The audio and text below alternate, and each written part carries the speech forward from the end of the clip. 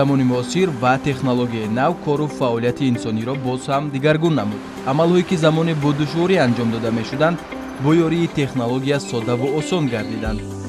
имрӯз дар бораи кортҳои пластикии Orion Bank ва манфиати он ҳарф хоҳем зад, чун яке аз муосиртарин воситаи додугирифти асри нав ба ҳисоб меравад. корти пластикии бонкӣ чист? пораи пластикие ки дар рӯи он номи бонк, номи соҳиби корт ва рақами корти пластикӣ навишта шудааст. дар қисмати баръакси он бошад хати сиёҳ ва ҷой барои имзо мавҷуд аст. корти пластикии бонкӣ шароити пардохти ғайринақдии маҳсулотро фароҳам меорад. В настоящее время Orion Bank позиционируется как универсальный банк, оказывающий широкий спектр услуг, в том числе физическим лицам, и особое внимание уделяется банкам операциям с использованием банковских карт. В настоящее время Orion Bank имеет разветвленную сеть, технологическую разветвленную сеть устройств. У нас больше 80 банкоматов, расположенных на всей территории Таджикистана. Наша эмиссия составляет порядка 80 тысяч карт. як қисми асосии корти пластикӣ ин микрочип ба ҳисоб меравад ки он хотираи корт аст. он низ ба монанди лентаи магнитӣ маълумотҳои гуногунро доро мебошад ва нисбатан бехатар аст ва шикастани қулфи он бошад ғайриимкон. Наш банк был первым банком в Таджикистане, который запустил в эмиссию смарт-карты, объединив чип и магнитную ленту на карте. Таким образом, это свидетельствует о благоразумном подходе нашего банка, в том числе к элементам безопасности.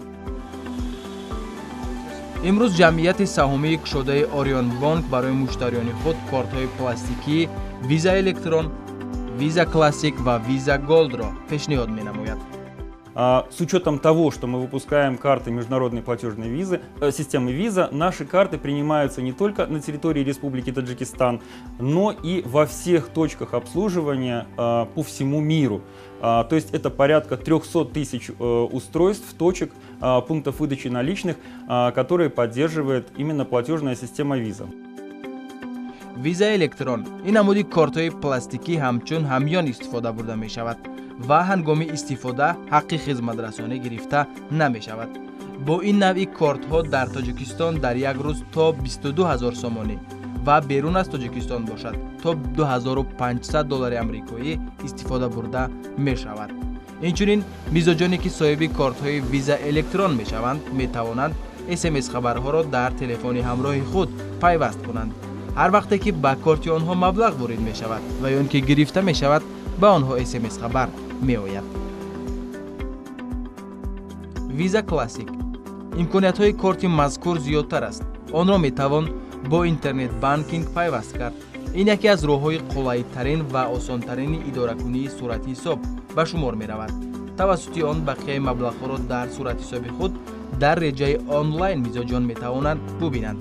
инчунин маблағи меҳмонхона ва чиптаи ҳавопаймо ва якчанд намуди хизматрасонӣ бо ин нави кортҳо тариқи онлайн пардохт карда мешавад. дар Тоҷикистон дар як рӯз то 31 000 сомонӣ ва берун аз Тоҷикистон бошад то $3500 амрикоӣ истифода бурдан мумкин аст. Visa Gold ду нав мешавад. Visa Gold стандарт ва Visa Gold Luxe. бо Visa Gold стандарт дар Тоҷикистон дар як рӯз то 90 000 сомонӣ ва берун аз Тоҷикистон то $10,000 амрикоӣ имконияти истифода бурдан вуҷуд дорад. бо Visa Gold Luxe бошад тамоми маблағи дар корт бударо дар як рӯз ҳам дар Тоҷикистон ва ҳам берун аз он истифода бурда мешавад.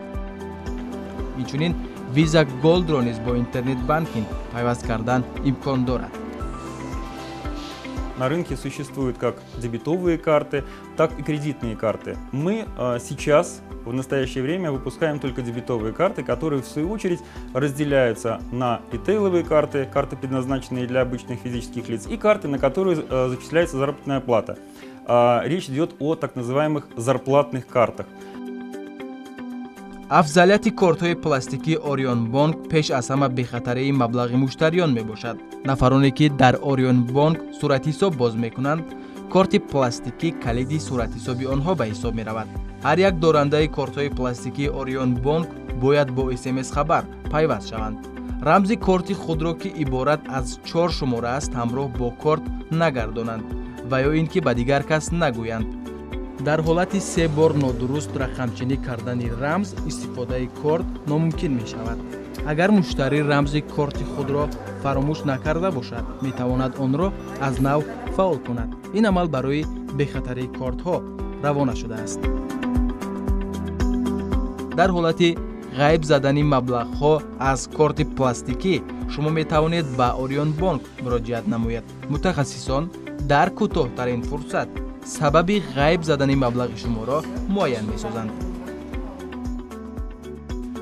лоиҳаи музди меҳнат. корхонаву ташкилоту идораҳое ки кормандони он дорои кортҳои пластикӣ ҳастанд, Orion Bank як қатор имкониятҳоро ба онҳо фароҳам овардааст. якум, ҷойгиркунии музди меҳнат дар бонки боэътимод. дуюм, дастрас гардидани маблағи зарурӣ аз банкоматҳо дар тамоми вақту соат. сеюм, бо корт пардохт намудан дар марказҳои хизматрасонӣ. чорум, эми нигоҳ доштани маблағ аз гумшавӣ ва дуздӣ.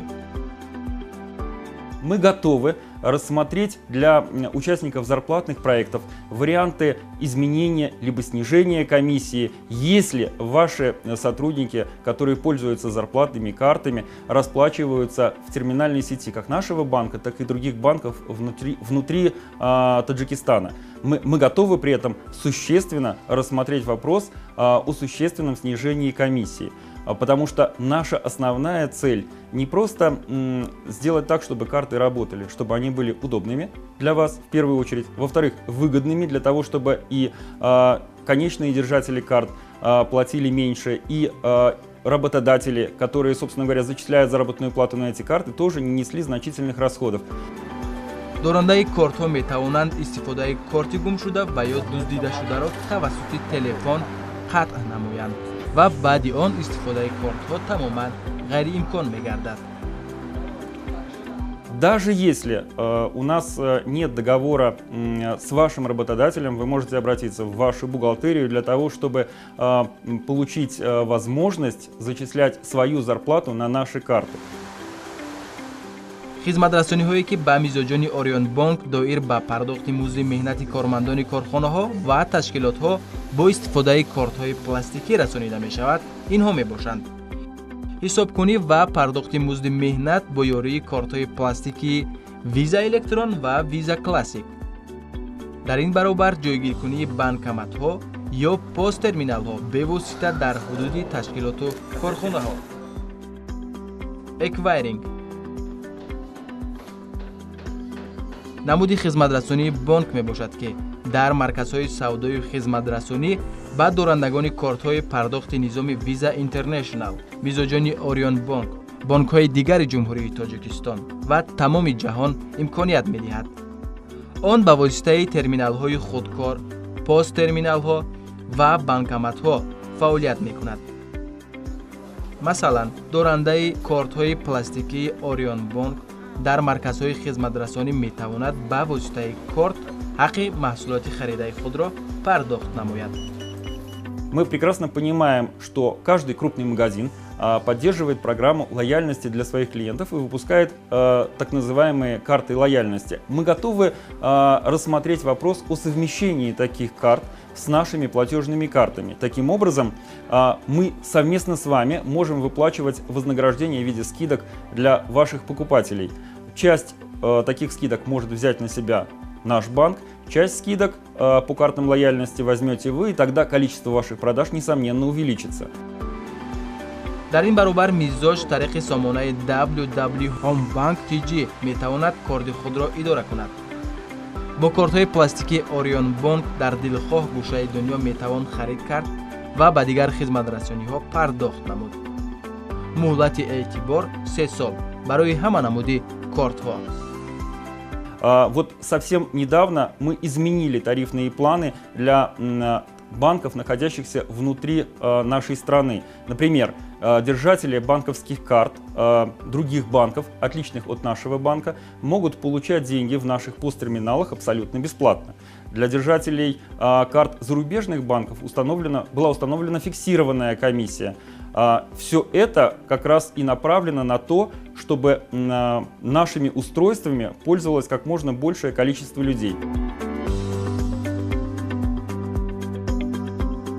Мы ведем переговоры с нашими китайскими партнерами по запуску и обслуживанию эмиссии карт системы China UnionPay, но это будет UnionPay International. Мы ведем переговоры с компанией MasterCard для того, чтобы запустить эмиссию и обслуживание этих карт на территории нашей страны.